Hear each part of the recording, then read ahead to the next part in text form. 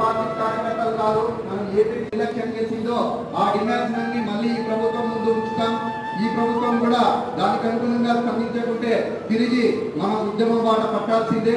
కాబట్టి ఈ మధ్య కాలంలో మనం కొన్ని రకాలుగా కొన్ని వైవిధ్యాలు కొన్ని జోన్లలో కానీ కొన్ని మండలాల్లో కానీ ఉన్నాయి. అది ప్రతి కార్యక్రమం కూడా అందుకు సంసిద్ధులు కావాలని నేను తెలియజేసుకుంటున్నాను.